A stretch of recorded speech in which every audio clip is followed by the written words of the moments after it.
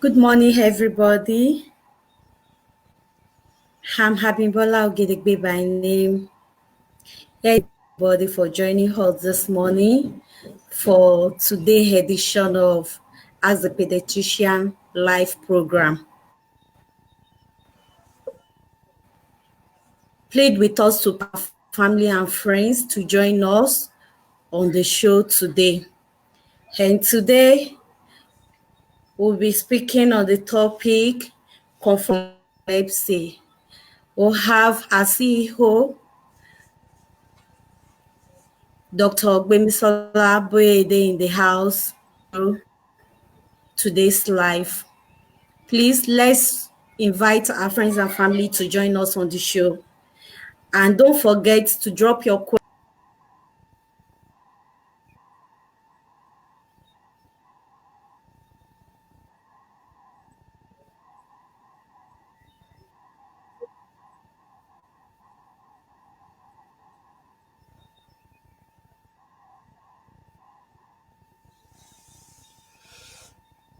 Yeah, good morning, everyone. Welcome to ACP Live. I don't know what happened to Abimbola. He seems to have disappeared. I'm Dr. Gbemisola Boyede. I'm a pediatrician, neurodevelopmental pediatrician, and also the founder of CEO of AXI Pediatrician Foundation. It's my pleasure to be here this morning, and we're going to be talking about epilepsy and convulsion. This is also one of those topics that tends to generate lots and lots of comments. Welcome back, Mabimbola. Okay, so if you have questions, kindly post it as comments, and then we will feature it, and then we will answer your questions. So please feel free to post your questions, and then we will start to address them as soon as we can. Thank you so much for joining us this morning. Vera, good morning. We can see you. All right, so let's go on.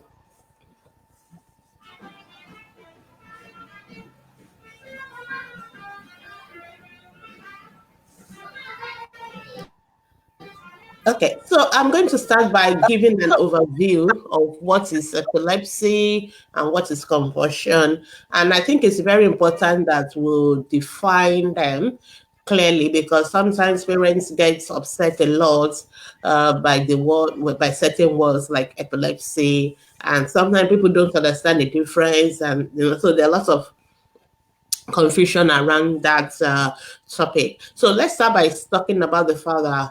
What is convulsion? What is a seizure? What is epilepsy? So let's start with the convulsion because it's the easiest one people tend to understand. So convulsion is like an involuntary response from a child as a result of an abnormal discharge from the brain that manifests as either jerking or stiffening or combination of the two. So anytime you see a child who is jerking or who is going stiff, or who goes stiff and then begin to jerk and all that, then we're talking about conversion. Now, all this conversion is happening because there's the brain, because everything we do is has to do with our brain. So it is your brain that gives you that. Before I move my hand, my brain tells my hand to move. Before I talk, my brain is the one that moves the muscles of my mouth to talk. Now, so when there is epilepsy, when there is convulsion, it is the body is moving involuntarily. You are not aware. And that's because there's something discharging in the brain. And it's that abnormal discharge in the brain that is causing the body to make movements, that can be continuous for a while and it can be inappropriate. Now, when we talk about seizure is any kind of response due to those abnormal discharge. So sometimes it is not just the movements of the hands or the body or anything. Sometimes it could just be the fact that the child is just staring blankly, or that the child just drop and collapse. Sometimes some children is just the flicking of the eyes, or the eyes is rolling up. So those ones so seizures could involve so many things. Sometimes it could even just be behavior, the behavior changes and all. So all those are captured under seizure. So all there is abnormal discharge in the brain that manifests, whether it manifests as a movement, a muscular kind of thing, which is we call convulsion, or maybe change in behavior, change in steering and all those things. That is what we call a seizure. Now, what is epilepsy? So epilepsy is when you have a seizure reoccurring, a seizure or a convulsion that is not due to fever and it is happening over, like you have many times it has happened. So it has happened yesterday, it happened 3 days ago, it happens for 1 month ago. So if you have more than 2 or 3 episodes of such, then you say that person has either a seizure disorder or what we call epilepsy. People usually don't like the word epilepsy, but it is just, that is what we mean. So I hope somehow we've been able to understand the distinction. As time goes on, I'll still be explaining it again and again so until people get it. So let's move on. I think we have our first question, Malara.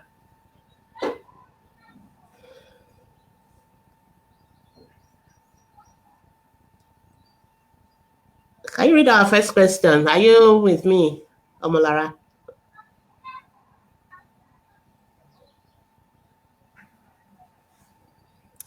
Okay, I think maybe there's a break.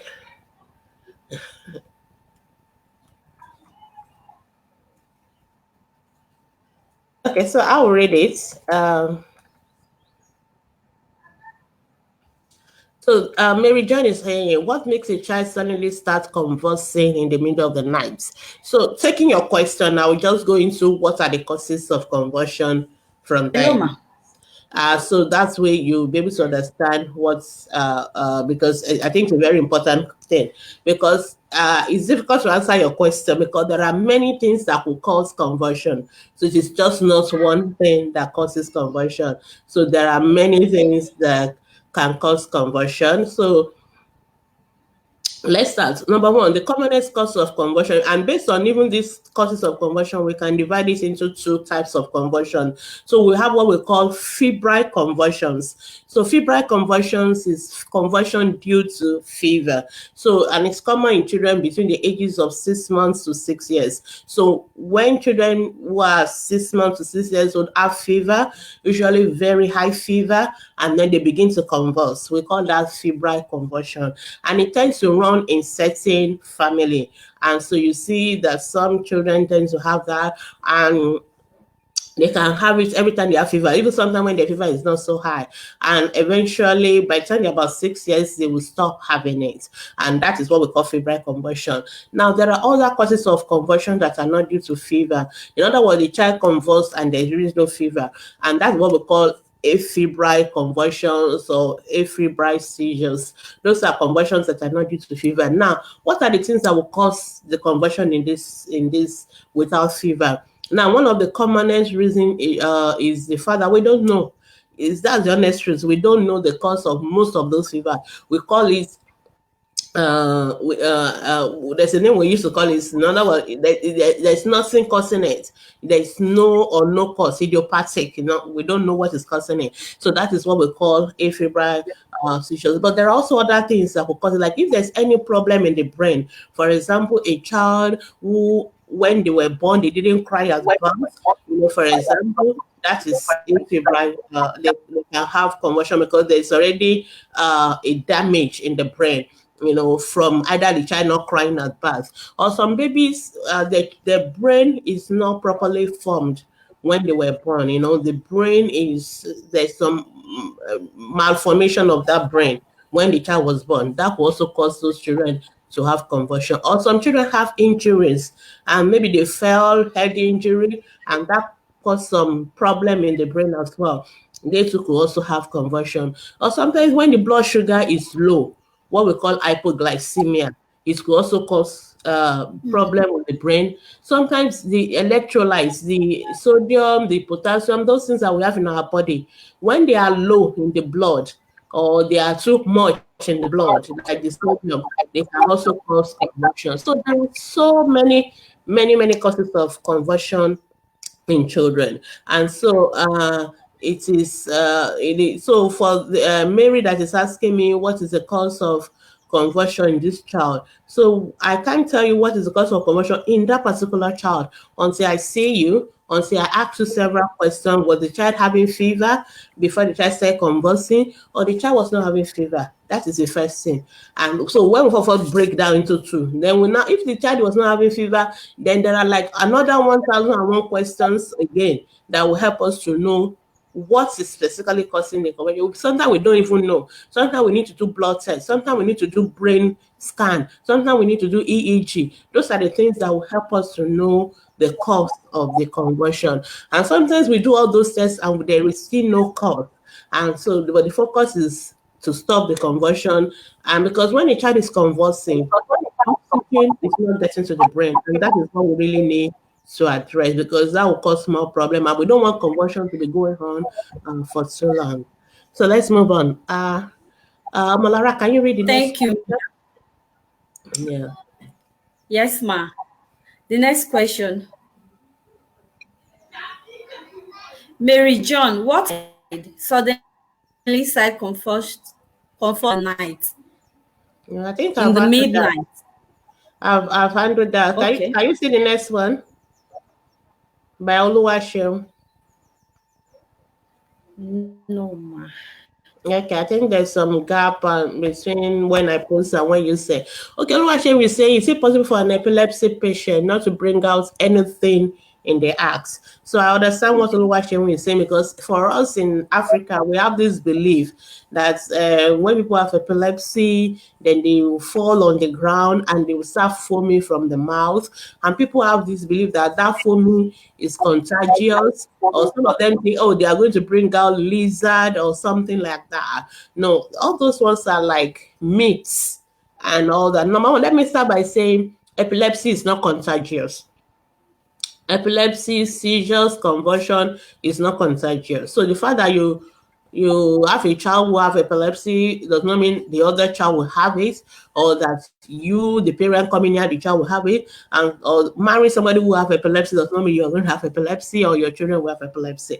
So it is not contagious. In other words, you don't just, it is not like an infection that maybe you have somebody who has measles now, you stay with that person and you have measles. No, epilepsy is not contagious, and the foaming from the mouth is not contagious. So don't be scared of people who have epilepsy. Number two, while I'm still on the issue of myths, it is also not spiritual. People always say, oh, epilepsy is a spiritual attack, these people, that kind of a thing. No, it is not a spiritual attack. It is just a problem, a medical problem in the brain this time around. Just the same way we have medical problem, like some people have problem with their pancreas, they have diabetes. Some people have problem with their blood pressure, they have hypertension. People who have epilepsy have issues in the brain that is making the brain to discharge abnormally, and that is what is causing the seizures or the convulsion, which, if it is recurrent, we now say is what epilepsy. And now it can be treated, and they can we have medications that we can use to treat epilepsies, and we will get to that later on. Abigail, please, I joined a little late. My question is, can a child have convulsion without having a high temperature or Okay. fever? So Kashi Santa is asking first that can hotness of the body lead to convulsion? So yes, that is what I said. In fact, there are two categories of convulsion: the one due to fever and the one not due to fever. So fever or hotness of the body can cause convulsion, and that is what we call febrile convulsion. The good news with febrile convulsion is that it will stop usually by the time the children are about 6 years old. Usually it starts when they're about 6 months old, and then it will stop by the time they're about 6 years old. That is the one for the um, that is the one for the fever, convulsion due to fever. Now there are convulsions not due to fever. Sometimes those one may continue for a very long time. So, but we will address that later. All right, let's move on. I think. Oluwaseun updated Yeah. Okay. her So you are seeing it question. now. Okay, go ahead. Yeah. Yes. is it possible for an epilepsy to bring out any of the mouth during the act? Okay, I think I've answered that already. There's no update in that question. I've answered that already. Okay, let's move on to the next question. Abigail Tosin. My question is, can a child have convulsion with temperature or fever?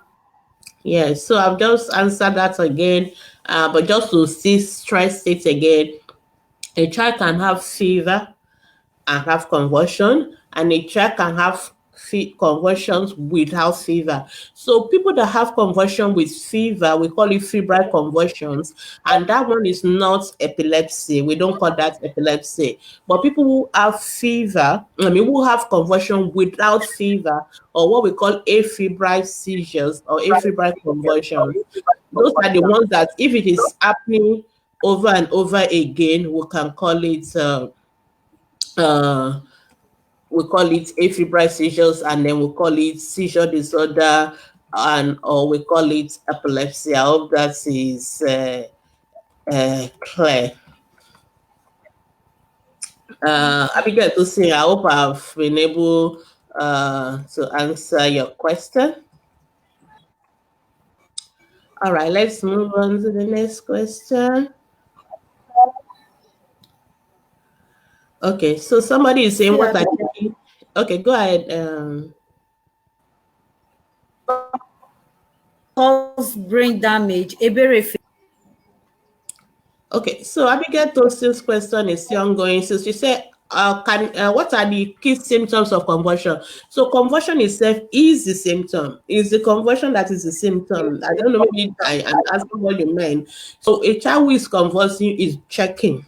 They jerk like that, and they will check for like, it can vary from 1 second. Some children have what we call status epilepticus. What it means that they can convulse for more than, we used to say 30 minutes before, but now we say more than 5 minutes.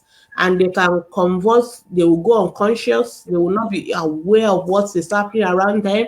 They can fall down easily. And then, so that is the things you will see for you to know a child is convulsing.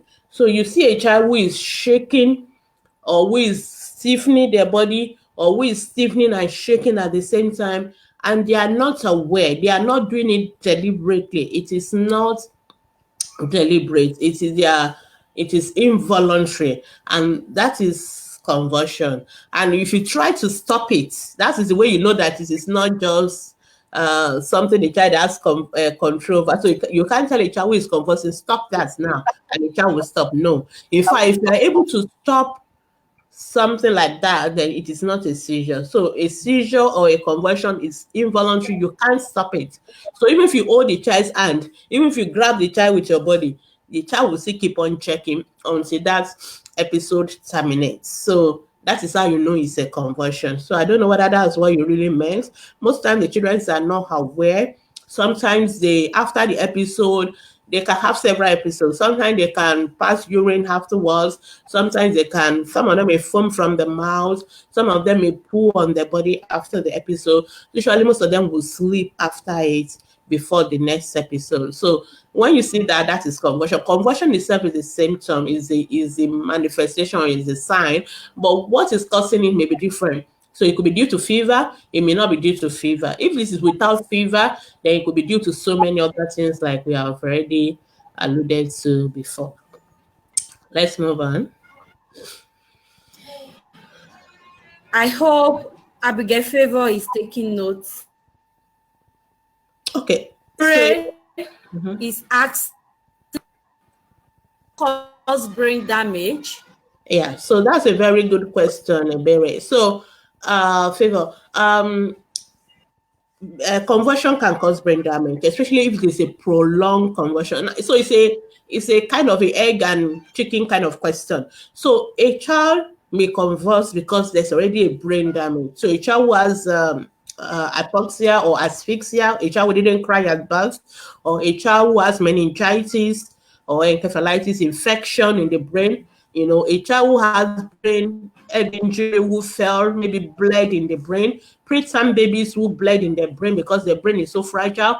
or people that their brain were not properly formed. Those are the things that will actually make the children to convulse in the first instance. But sometimes some children start convulsing, maybe because of fever, or they start convulsing because there's low blood sugar, the blood sugar is low, hypoglycemia. But if that convert in for so for those children, there's nothing wrong with their brain. So there was something external happening, like the low blood sugar, low oxygen, and things like that. But if that conversion now go on for so long, then it will now lead to permanent brain damage, because during that episode of conversion, those children are not enough oxygen. Is the brain is using a lot of oxygen, but it's not getting enough of it, because when you are doing a lot of conversion, the brain is actually discharging and overworking, but at the same time, the brain is not getting oxygen into the, as it. So if that prolonged, that's why we worry about what we call status epilepticus. If that prolonged for too long, then that can cause brain damage. Yes. Brain damage. Thank you, ma. Yeah. Next question.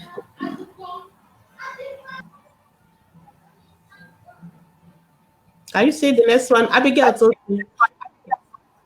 No, ma. Okay, Abigail Tosin is asking, is it possible for a baby that is convulsed to, is it possible for a baby that wants to convulse to stretch and not roll the eyes? Yes, of course. It is not, so the child doesn't necessarily have to roll their eyes.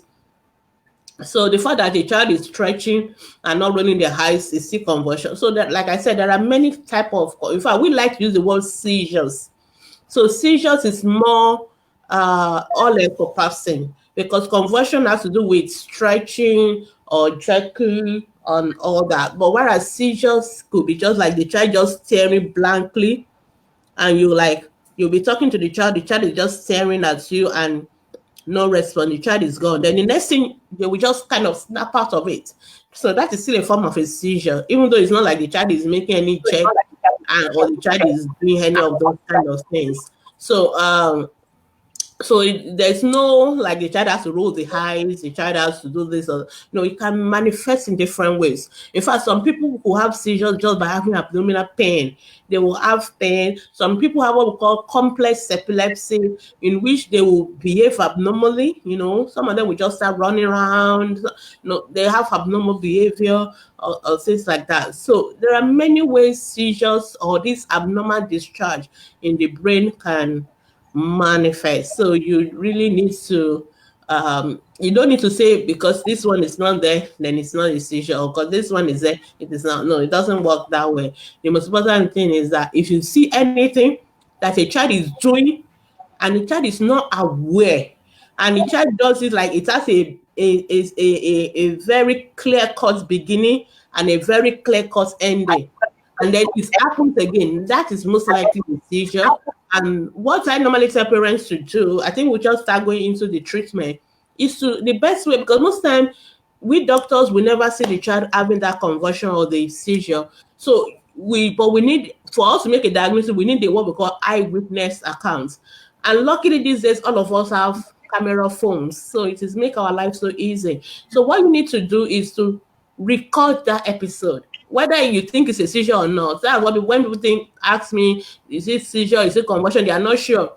Record it on your smartphone, record it, and take note of how often the child is having it, and then go see your pediatrician and show it to them. Because once a doctor watches the recording, we can quickly decide, because there are also some other abnormal movements that children can do that may not necessarily be convulsions or seizures. So sometimes it's difficult for parents to know which one is which, but we have a way of knowing which one is which. So, but if you're not sure, the best thing to do is to do a video recording of that episode, and then please go and show it to your doctor, and then your doctor will look at it, and then they'll be able to tell you, oh, it's a seizure or it's not a seizure. So that is what you really need to do.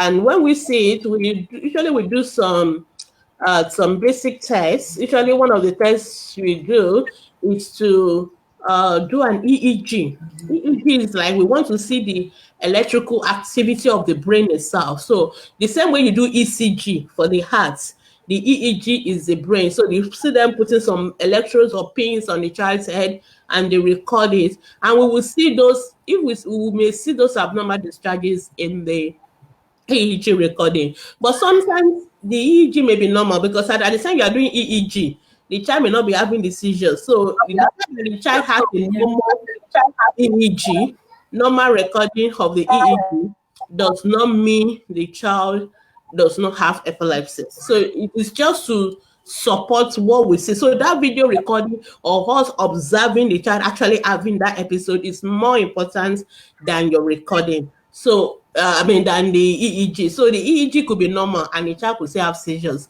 but sometimes the EEG is abnormal and all that. Sometimes if we think there maybe have been, we will ask a lot of questions, just even by asking you so many questions about how the child was born, how the child's development has been, and so many other questions. We can figure out why the child is having these seizures. But sometimes, even with all those questions, what we call history and examining the child, we can't still figure out why the child is having a convulsion. So for that, we need now to do what we call more tests to know the cause. So we do the EEG, and sometimes we do a brain scan. We do what we call a brain MRI or brain CT scan. Sometimes we'll see an abnormal brain. So we know that there's this abnormality in the brain, and that is what is causing these seizures or convulsion or epilepsy. Or sometimes the brain is still normal as well, and we don't know. So I've seen a child who, we don't know what is causing the seizure, and then I just say, okay, let's just do a brain scan, and lo and behold, the child has a tumor. He has a what they call it, a tumor in the brain, a brain tumor, or a brain cancer, or whatever. So that is what is causing the seizure. So that is why sometimes when your doctor tells you need to do a brain scan, don't be saying, I don't have money. And sometimes we will never have known that child actually is having that seizures because of the brain tumor. So it was because we're able to do that brain scan. So sometimes we have to do brain scan. Brain tumor is another reason why children go have seizures. Any problem in the brain can cause convulsion, can cause seizures. So that's what we do. And after we found out, if it's something we can treat with, but we will treat the convulsion itself, because it's very important, like I said, that we stop the convulsion itself. Thank you, Ma. Regina Godwin is asking, can convulsion lead to death? Okay, yes, it can. So convulsion on its own should not cause death. But convulsion, if it is prolonged, remember what I said, when this convulsion is too long, the child can die from it. So the essence of a doctor is that you don't want a convulsion going on for too long. Because when it's going on for too long, the brain is using up all its oxygen reserve. The child is not able to take in enough oxygen, and the brain can be permanently irreversibly damaged, and that can also lead to death. So usually we don't want it to get to that stage, but it's possible for people to die from prolonged convulsion.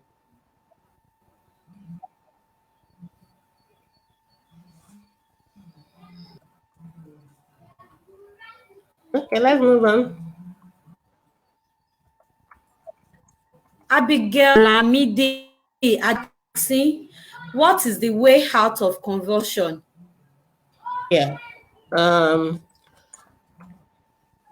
So convulsion, like I said, I've told you what we normally need to do, but we can be treated. So we take history, we examine the child, we do our basic tests. But what we now need to do is to treat the convulsion, and we have many drugs. And I'm really going to spend a little bit more time in this area, because this is where the problem lies. Because parents do a lot of what I call shopping around. So they come to see Dr. A today, and Dr. A has given them medication. They use it for only 1 week, and the child is still having convulsion. They will stop using the drugs. They go to Dr. B, or they now say, maybe the doctors are not working. Let's go to the hospital, let's go to the church, or let's go to the mosques, or let's go to the Papalawo, that kind of a thing. Because people always have these myths around convulsion, epilepsy, and I get that. Now, let's start by saying that there are drugs for convulsion, and we have so many of them. We have over 20 different drugs So in fact, more than that, that we can use to treat convulsion. Now, the way the doctors always work is that depending on the type of convulsion your child is having, we will use the drug that is most likely to work for that child. That is what we will use first. Now, normally when we start using those drugs, we normally start it with the smallest dose of that drug. So we'll start with a small dose because all drugs have side effects. I hope we remember that. So we're not going to start the child and on the higher. So we start small because we want to give the drug that will control the convulsion at the same time that will not give too much of side effects. So we start with a small dose and then we will increase it gradually. That is what we normally do. We will increase it gradually. So and so uh, at that time that we're increasing the drugs, the child may still be having convulsion. So please be patient. Please be patient. Don't say, oh, that means the drug is not working. We need to for take that drug through that process of increasing it gradually and getting to the maximum of it. When we get to the maximum of it and the child is still not, the conversion is still there, then that means the child, that drug is not working for that child. Then we'll try a new drug. Remember, we have over 20 different drugs to try. We'll try a new drug. And please, well, the conversion drugs, they are drugs that have to be taken every day. They have to be taken every single day. They have to be taken at exactly the same time every day. So if your doctor tells you use this drug 8 a.m. in the morning and 8 p.m. at night, please don't use it at 10 o'clock in the morning and use it at 7 p.m. at night. It's very important. They must be exactly 12 hours apart. They must be exactly 8 hours apart. It is so important. These are the reason why these drugs don't work. Because sometimes parents don't follow the instructions to the letters. So number one, your doctor, you need to be patient. I can't stress that enough because I think from my own experience with my patients, most people are not patient. So number one, you have got to be patient. Two, when your doctor is still increasing your medication, you have to be going back for follow-up. It is one of those conditions that we don't just give you a drug and that is the end and you go away forever. No, you have to be coming back. So sometimes we give you follow-up appointment. Some parents will say, oh, the child is not having convulsion again. I don't have to go back. And some parents will say, the child is not having convulsion again. I'm just going to stop the drugs. And then they just stop it. And then the child is having convulsions more severe than before. So these are very important take-home messages I really want to stress. Number one, when we start the medication, we normally start it slow. And as much as possible, we want to use one drug. We want to use one drug that can stop the convulsion. So we will want to make sure we try that drug to the end, to the maximum. If at the end of trying that drug to the maximum, which may take over a few months, and the child is still having seizures, then we can try a new drug, another one single drug, different one, and we gradually work it again. Sometimes we are lucky and it's fine. But sometimes we are not lucky. I always say, parents, sometimes we don't know which child will respond to which. That's just the funny thing about managing seizures. So the fact that your neighbor, even let's say the brother of that child is able to take that particular one and is working, does not mean when we give it to the sister, it will work for the sister. That's just how the woman bodies are. So we will try a different drug if the first one didn't work.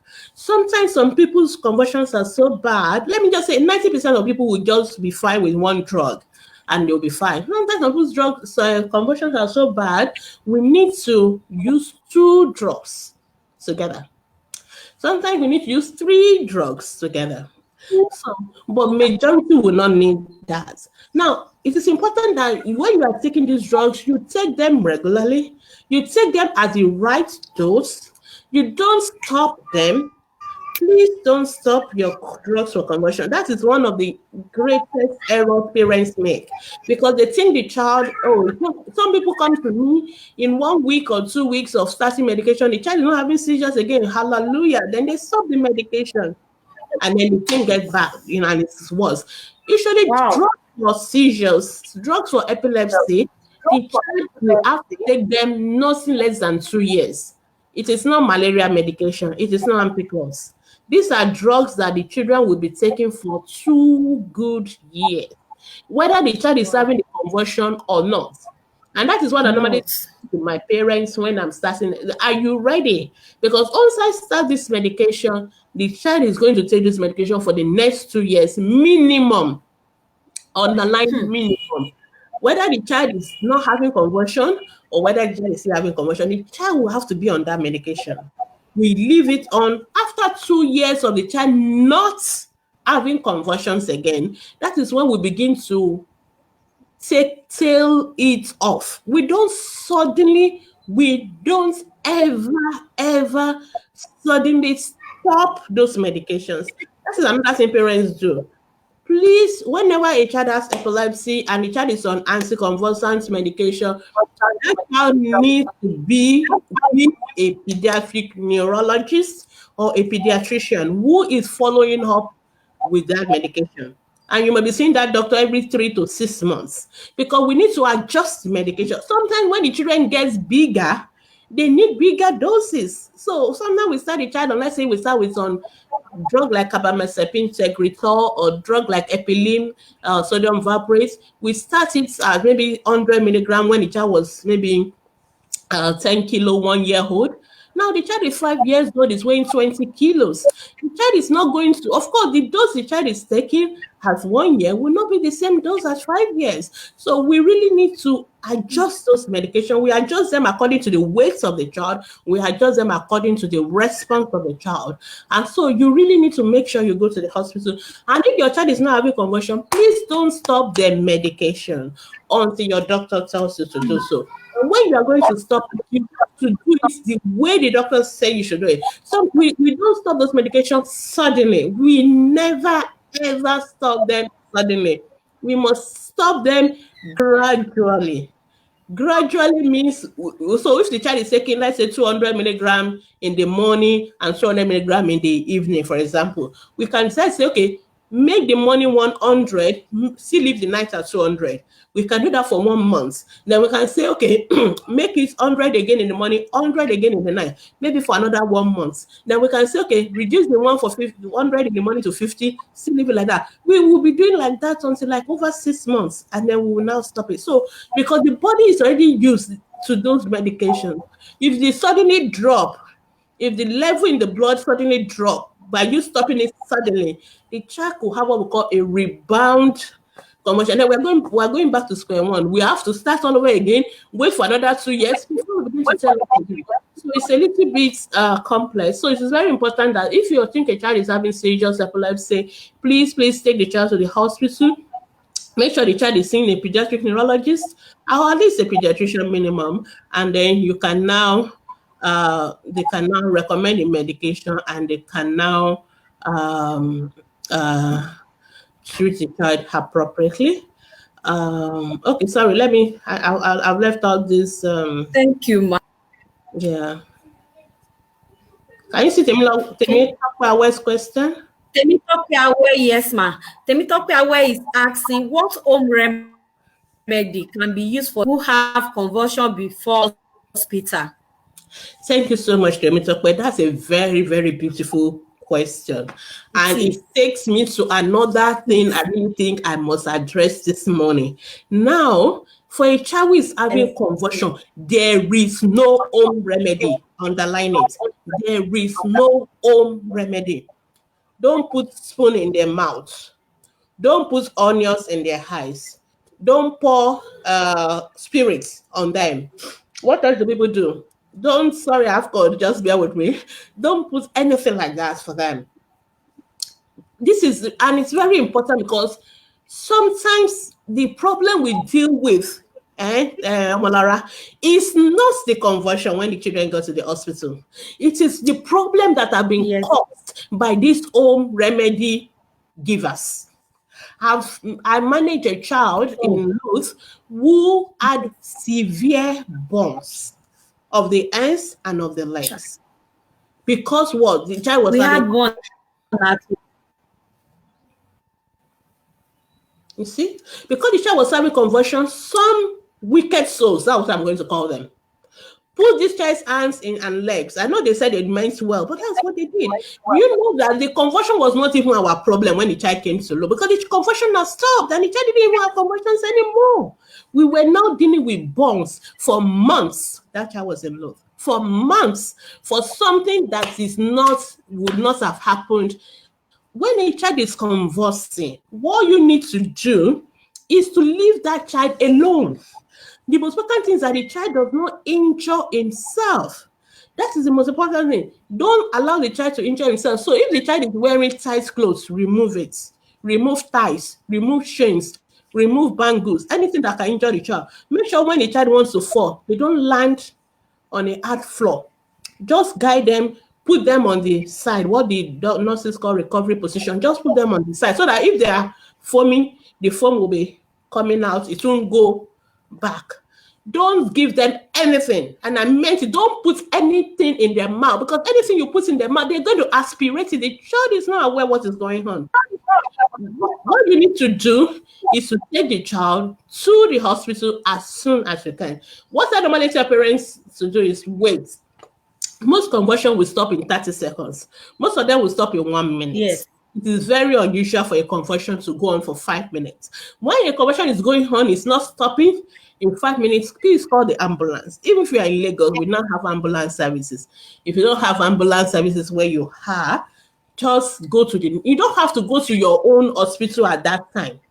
It is very unusual for you not to have an hospital within, whether private, government, health center, whatever. It is very unfortunate that you won't have one within like 5-10 minutes walk, not even driving, 5-10 minutes walk. All you need to do is to take the child to such a place, and all they will need to do is to give an injection to stop the convulsions. That's it. There's no home remedy for convulsion. The most important thing is to make sure that the child does not injure him or herself. That is the most important thing. Once you are able to do that, then the child can be taken to where they will get treatment. So please, all these things we do in Nigeria, I know. We see them, all those spoons, don't let them clench their teeth. There's nothing that will happen to the child if they clench their teeth together. Nothing is going to happen.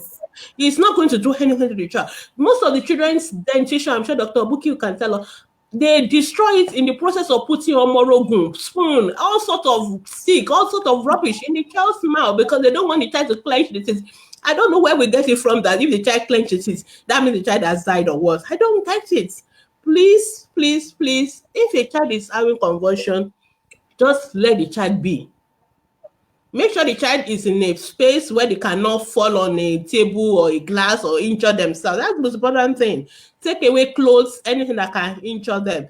And like if the child has something around the neck now, you can those things and leave the child. 1 minute is convulsion has stopped. It's very unusual when it go on for 5 minutes. And that is when you take them to. For those kind of children that have convulsion often, most time we give the parent what we call rectal diazepam. They can just put it in the bum, in the anus of the children, and that can help them before they get to the hospital. But most people don't have that because most time convulsion is not something you've planned for. It's something that just happens suddenly. So apart from those who already they have been having convulsion for a while, and the parents know. So for those, if it just happened, just leave the children alone. Make sure they don't injure themselves. Then make sure you take them to the hospital. Whether the convulsion stop and it doesn't happen again, or the convulsion happen, you must still go to the hospital. That's another thing. That's another thing I need to stress. Because parents will tell us, this child convulsed last week. They didn't come to hospital. Then 2 weeks ago, the child convulsed. Not because after the first episode, the thing stopped. You need to know why. If no child convulsed, no child who convulsed is, has no reason. You understand what I don't know how I'm putting it appropriately across. What I'm trying to say is that for every child that convulsed, something is wrong. Let me put it in this easier way for people to understand. For every child that convulsed, something is wrong. And we must find out what is wrong. And we must deal with it. And that is the most important thing to do. And even if we don't find anything, we must deal with the convulsion so that it doesn't happen again. Usually if the convulsion happens for the first time, we watch. We'll do all our tests, see whether we can find out what is wrong. If we find out nothing, we watch. If it happens the second time, we start medications. Whether we know what is causing it or we don't know what is causing it, we will start medications for conversion. So please, Temitope, I'm very happy you asked that question. All those home remedies, they are dangerous. They actually create more problem for us than the conversion itself. So please, please, please don't do them. If you are one of the experienced mothers who is sitting on this table, you are the one that always bring, please repent today. Please, please, please stop them. They don't help. They actually create more problems for us. I hope that is helpful. Okay, let's move on. Our time is going now.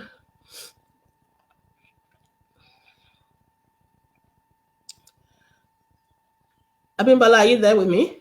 Okay. So Onome is asking, please, ma, what's of a child having seizure without commotion? It's the same thing. I'm sure you joined us late. Please, at the end of the live, you can watch it again and you will see where I addressed that thoroughly. So there are different kind of seizures. So it's not only convulsion. Convulsion is just one of them. And so the same treatment still applies. The same treatment still apply whether it is with convulsion or with just seizures and all that. Okay, so I think my time is running. I will need to go ahead and answer all the questions. Okay, what I'm going to do, some of the questions are like duplicates, and I will just, if your question is a duplicate that I've answered before, I will just skip through it. But just for you to know, you can watch back the recording later on and get the answer. So Precious Salem is asking, what could be the after effects of convulsions later in life of the victim? There's no after effect if the conversion is not due to brain damage, or if the conversion is not due to brain damage. Most children will stop having conversions. Most children who have febrile conversion stops and they are fine. Some children will go on to develop epilepsy, but it can be managed as well. So there's no after effect. Thank you so much. Okay, Felicia is saying thank you for the compliments. You're doing a great job. Thank you. Ebere is giving me some thumbs up. Thank you. Obiano, code does not cause convulsion. No, code does not. So code makes a child to shiver. The child is shivering. The child has control over it. If you wrap the child around, the child will be able to stop. So cold is not. What I've told you, the way to differentiate shivering from seizure is that the child who is having convulsion, you cannot stop it. No matter what you do, you can't stop it. It will go on. But if a child is shivering, for example, if you wrap them and you hold them, and the child will tell you, I'm shivering, but a child who is convulsing cannot communicate. The child is not aware of what is going on. Okay, so I'm just running through the question because we have just less than 10 minutes Okay. ago. If one is not there when the child is having epilepsy and such thing occur, it is very unusual for a child to have convulsion and there's no human being anywhere there. I mean, very, very unusual. I mean, it's either the child is in school or the child is at home. Children must always be with an adult at every time. So I'm hoping those people that will be there, I hope they are watching and they are learning what to do. All right. So, Nkoli, you are just coming here. That's what are the causes of convulsion. I've worked with it severally. So, what I would advise you is to watch this broadcast again at the end of I'll put a rebroadcast on ATP group. You can watch it again so you will get the answers to that so that we can answer those who have not answered the question. Yeah, does palm kernel for conversion? No, please. That's another thing. I forgot that one. Please, palm kernel oil doesn't treat conversion, doesn't do anything, just make the baby smell. Please, please, please don't use it. Our mother asked me that a lot. And a lot of mothers have so much belief in this, and they will not come to the hospital to see us for treatment because they think, oh, I'm using palm kernel oil. Please don't even give them to drink. Don't do that. If you're even rubbing, I don't even mind if you're rubbing, but please don't put in the mouth. That is where we call it because that is even more dangerous. It doesn't work. Please bring the child to the hospital. Excuse me. Abigail Lamidi Aderemi. She said, what's the way out of confusion? You've already treated that. Yeah. Okay. Just a minute. Okay.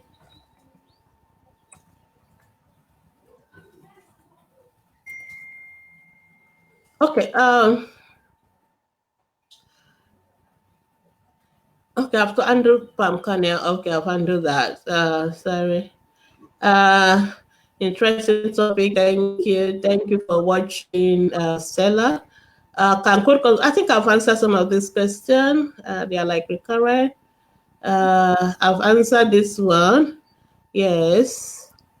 Okay. I've answered some of them. Okay, I think what happened is that some people joined us late and they were asking the same Yes. question that I've answered several times before. Abigail Ologona already answered your question that convulsion is the symptom. It is not, there's no symptom of convulsion. I don't know whether you get what I'm saying. It's just like asking me what's the symptom of fever. Fever itself is the problem, is the symptom. There's no like what is the symptom of fever. So you will see a child convulsing. So the question is, what is causing the convulsion, not what are the symptoms. So a child who is convulsing is shaking, is stretching, they may have rolling of their eyes, they may foam from the mouth, they may fall, and they are not aware, and you can't stop it. So I don't know whether that helps you. Maybe that's what you're asking for, but that's I just want to be sure. Okay, Charles, thank you so much for your compliments. Shamakinde, I've answered this question several times. Everybody is asking me the causes of conversion, and I've answered it at the beginning. Okay, what I will do, let me answer a question that I've not answered before, and then if I still have time, I'll come back and answer those of you asking me what I've done. But if I can't, what I would encourage you to do is to watch it again and answer. Okay, if you are, please, when you're asking questions, keep your questions short. When it's too long, we can't even see ourselves on the screen. Okay, when a child has convulsion while on medication, yes, the child should continue the medication, and of course, you need to take the child back to the hospital. I already answered that already. And then my child has convulsion. I have been asked a lot of questions. I just did EEG for her on Thursday, waiting for the result. From what I saw and I've read, the readings were normal. Is there something I have to do to stop the convulsion, even though they are not epileptic? The doctor said she was great, but it's a scary thing. Okay, so if you didn't tell me whether your child was having fever or with the convulsion or not, but I'm assuming that if your child was having convulsion 5 times and your child was asked to do an EEG, it means it was without fever, and if it's without fever, then it is epileptic. So I already mentioned that, maybe you joined us late. EEG does not rule out or rule in epilepsy or seizure disorder. A child who is having seizure 5 times without fever, even the EEG is normal, your child should be on medication. Your child should be on medication. So I don't know which pediatrician you saw, but you really need to go back. If the child is having those seizures without fever, mark it. So without fever, the child should be on, because for them to do EEG, I'm assuming it's without fever, and then that means the child should be on medication. And you don't have to wait for your EEG reports for the child to be on treatment. I mentioned earlier, all the child has seizures more than 2 times, convulsion more than 2 times without fever, that is a seizure disorder. That child should be on medication. That is it. So the child is not going to outgrow it like that. I know sometimes some doctor, but 5 times I will start that child on medication, and the medication has to be monitored. For what you are saying, seems like your child has not been started on medication. I think you need to go back to your hospital. If you are not seeing a pediatrician, please go see a pediatrician or a pediatric neurologist preferably. So that's what I would advise for you if you are still watching. I see, my son convulsed sometimes and was admitted for 4 days and is fine now. There's no follow. Most likely your child, I don't know whether your child has febrile convulsion. You didn't tell me that. So if it's a child who convulsed once from fever or even without fever, we're not going to do anything. We just leave the child. If it happens again, then we will now decide. If it happens again with fever, we may not even worry. But if it is without fever, then that is when we will worry. Okay. All right. I think my time is running up. Okay. Okay. Convulsion. Okay, I've answered that before. I was asking causes of convulsion. Please. you may need to watch the video from the beginning because I've done that already, but I'll see whether I can recap if we still have time. Vivian, my son is 4, he can't talk. You need to see a developmental pediatrician and the speech therapist. So we need to know why the child is not talking and what can we do. Is it autism? Is it just speech delay? What is going on? So though that's not what we're talking about today, we're talking about epilepsy, but please see a pediatrician and or with a speech therapist. I actually would recommend you see both of them.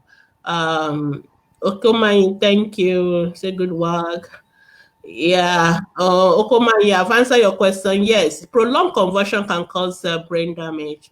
Prolonged conversion can cause brain damage. Uh, if anyone, I'm not sure what was your question. Okay, if anyone, is it if anyone that asks about 5?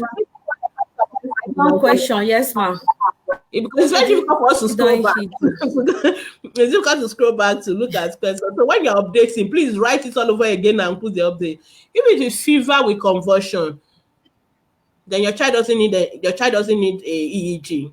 It is febrile convulsion, and your child will outgrow it, and your child doesn't need any medication. So that's fine. So that's okay. Yeah, you don't need to worry. So, but there's what we do for febrile convulsion, like in your own case that is happening like 5 times. What you need to do, number one, you don't want your child to have fever that is too high. So all the child is having fever, you are aggressive about the fever. You are aggressive in bringing down the fever. So once you start noticing the child is having fever, you give a bath, you give paracetamol, you give, what else do you guys give? You can give ibuprofen, and you must take the child to the hospital immediately so that the underlying cause of the fever is treated quickly. So those are the things that you really need to do. Once you do that, then your child will not likely have high fever to convulse. Some children will, no matter what we do, that is the honest truth. So no matter how aggressive you are with bringing down the fever, some children will still have convulsion with fever. So for such children, we normally give them what we call prophylactic medication for febrile convulsion. So in other words, once the child starts having fever, before they convulse, we give them Valium. So your your doctor will prescribe that for you. So they may prescribe it as tablets or they may prescribe it as a rectal diazepam. So for people that have serious febrile convulsion all the time, we give them that. So you need to see your pediatrician or pediatric neurologist. They can arrange that for you. So that is what you need to do for now. If you I hope that is happy. Okay. Yeah, she had fever before. Okay, so it's febrile convulsions your child is having, and that is what we call recurrent febrile convulsion. So you need to see your doctor, your pediatrician preferably. I don't know what they are doing the EEG, not necessarily, unless there are some episode without fever. If there are no episode without fever, really it's not necessary. But to treat it, you can see your doctor. They may need to give you diazepam to use every time the child is having fever. You use it for 2-3 days so that the fever doesn't progress to convulsion anymore. All right, time is going. Okay, crying without control causes convulsion. No. Okay, yes, I need to address that. I know what you are saying. So there's what we call breath holding attacks. Breath holding attacks. Some children, when they are angry and they cry, they actually hold their breath. They don't breathe. And when they don't breathe, they will now fall. So they will fall as if they're having convulsion. For some of them, may even check a little, but it is very classical. We call it breath holding attack. So it is not a convulsion. It is breath holding attack. We know it's always like the child is crying, the child is angry, the child is upset, the child withholds their breath for like a few minutes, and they will drop and you'll be like if they are convulsing. So that is breath holding attack. So it is not convulsion. So for parents, sometimes it's so scary. They are not sure whether it's a convulsion or it's they don't know what it is. But the story is always so classical. The story is always so classical of a child who is crying for a long time and suddenly start twitching. So we know it's a breath holding attack, and it's something that most children will grow. Usually it's commoner in that age, 2 to 3, thereabout. Yeah. All right. Okay, I think I've answered this question. All right. We are now. Olushi, Okay. crying without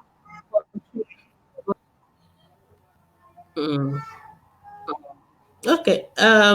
Faith is telling us, yeah.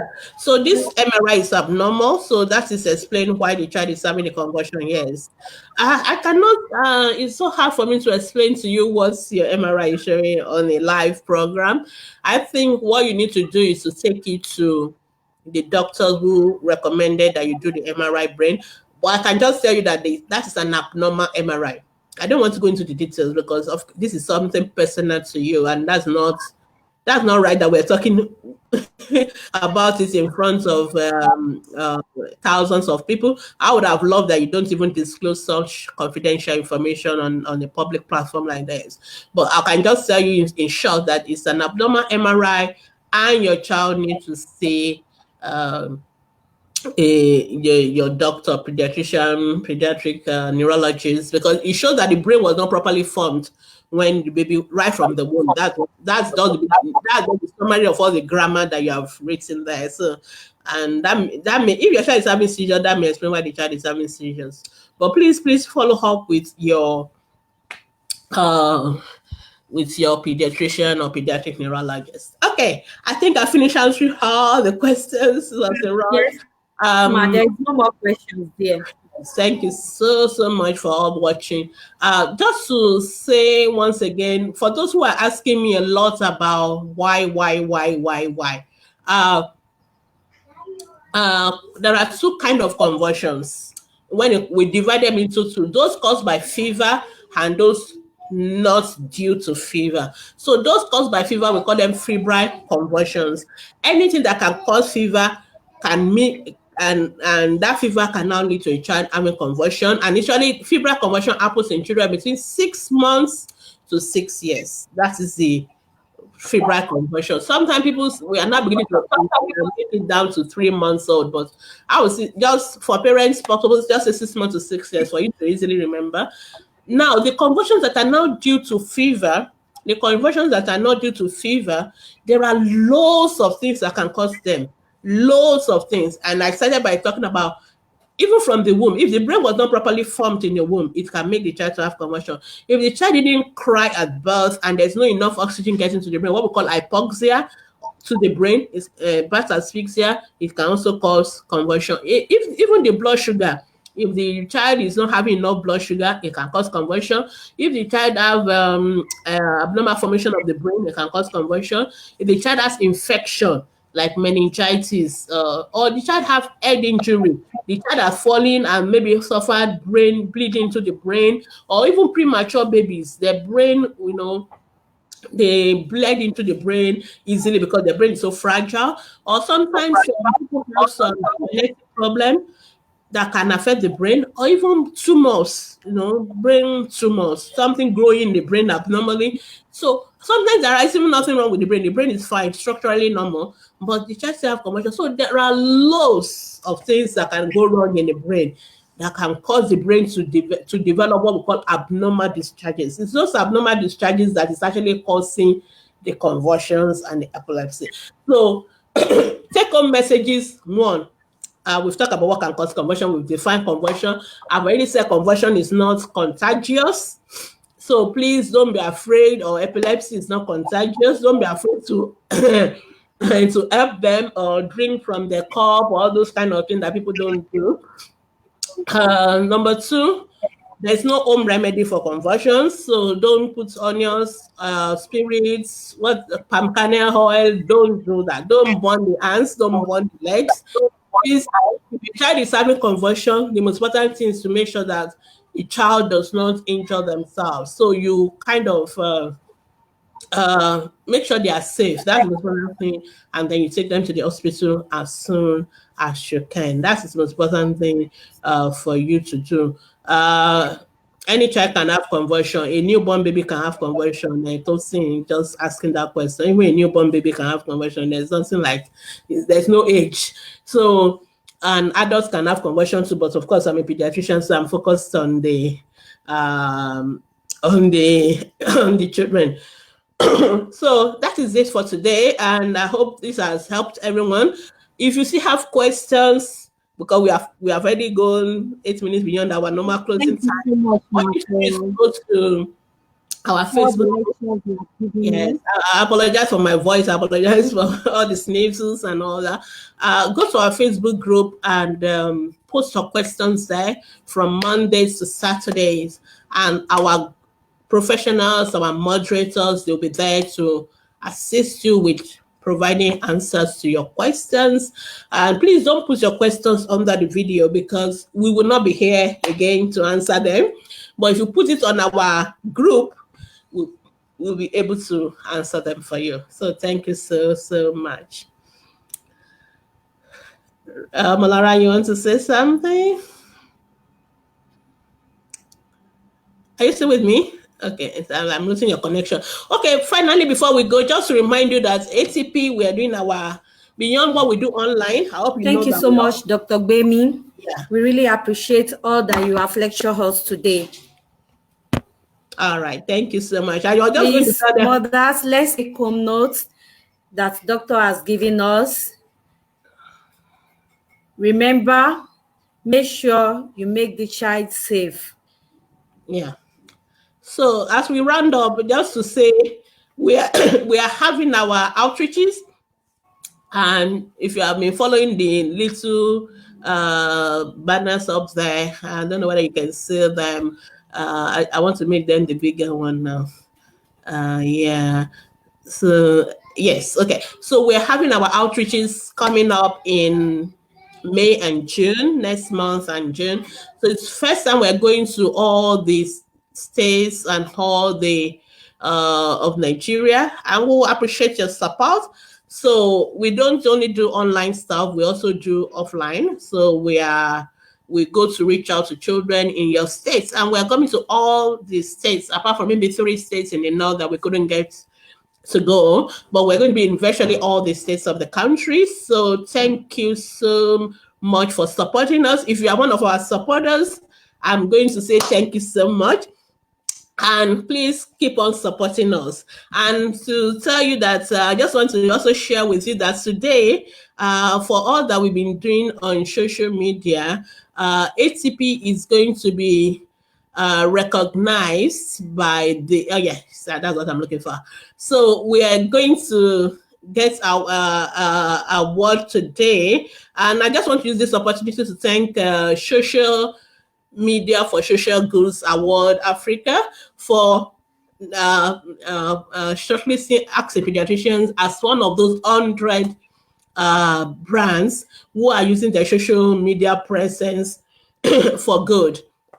And so thank you so much. And this award will be picked up today. It's one of our award, recent award. I mean, we are so excited that all the little things we are doing in our corner, it's getting noticed. I mean, in the global, so our vice president will be there to present the awards to her. So we're so excited and we are so pumped up to do more for our children.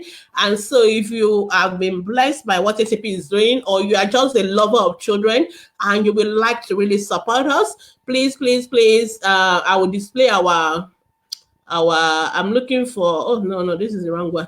I'm looking for our account details so that you can support us you can support us, and please, we'll appreciate it a lot. We are going to be in all the states, as many as we can.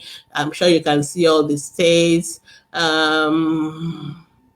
Okay, all right. So we're going to be in one of your states, and so please, you can sponsor one child for just 2,500 naira only. Yeah. So this is the one that I already told us. These are some of the things we've been doing before. Yeah. So you can sponsor one child for just 200, and that's our account details. Malara is still there with me. Please feel free to support us. We will be very, very excited.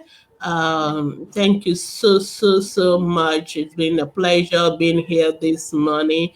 And so if you also have products for us and you want us to come and pick it up, no problem at all. So just kindly just kindly um let us know and we will be happy to come and pick it up. There are phone numbers you can call, and then if you go to our group, you will see all this information. We'll be able to pick them up. So thank you so much. I think I've taken 15 minutes of your time, but we need to go right now. So thank you so much. Abimbola, thank you so much for joining me this morning. Thank you, ma, for having me, ma. Yeah, thank you so much. So if you really want to support us, please go ahead and support us. Thank you so much. Have a wonderful weekend. Bye for now.